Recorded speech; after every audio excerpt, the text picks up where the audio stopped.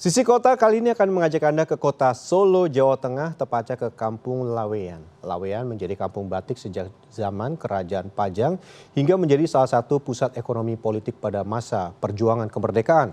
Nah, hingga saat ini saksi kejayaan kampung batik masih terlihat dengan berdirinya rumah-rumah megah saudagar batik zaman dulu. Dan berikut Sisi Kota.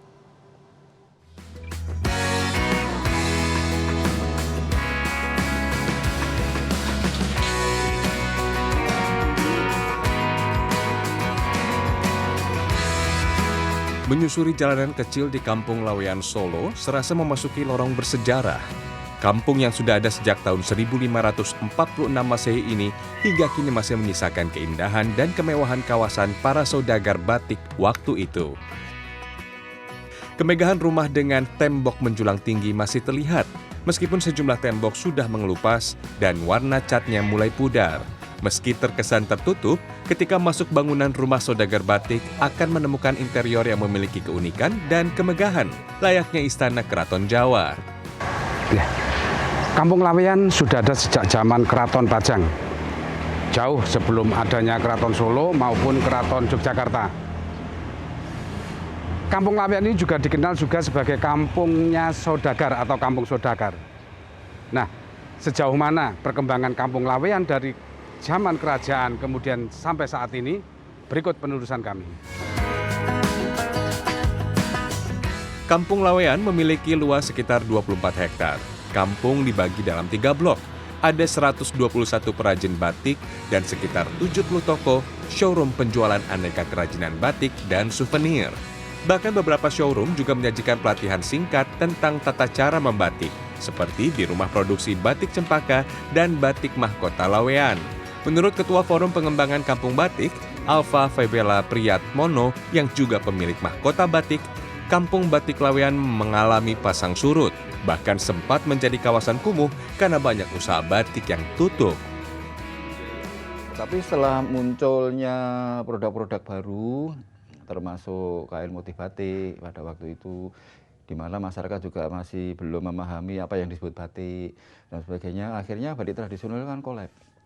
Itu bisa kita amati pada awal-awal tahun 70-an. Tahun 70-an batik-batik tradisional itu mengalami penurunan, kemudian setelah itu kalau di Laweyan sendiri seperti di perusahaan kami ini tahun 90 tutup ya, begitu sesepuh di sini orang tua mertua kami meninggal, kemudian tutup dan kami baru bangkit 16 tahun kemudian. Di Kampung Batik Laweyan, hampir setiap sudut rumah menjadi rumah produksi yang menawarkan beragam hasil kerajinan batik. Setiap showroom memiliki keunggulan masing-masing, baik bentuk, corak, dan motif batik, termasuk teknik membatik yang akan mempengaruhi harga batik. Kain batik dengan cara ditulis, harganya lebih mahal dibanding kain batik yang dicap atau diprinting. Para pengusaha batik mengaku untuk bisa tetap bertahan, mereka melakukan inovasi, teknik membatik dari tulis ke printing atau cap, ataupun mengubah motif tradisional menjadi kombinasi. Generasi saya generasi keempat, terus sekarang dipegang anak-anak itu generasi kelima. Jadi memang sejak tahun 1900-an itu usaha untuk batik ini sudah ada. Sampun wonten. Untuk perkembangannya saat ini batik yang kalau dulu batik yang dijual apa aja, Bu? Dulu batik tulis semua, belum ada cap, belum ada printing.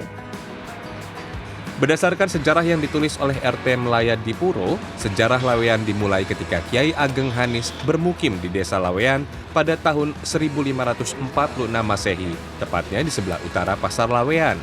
Kiai Ageng Hanis adalah putra dari Kiai Ageng Sela, keturunan Raja Brawijaya V.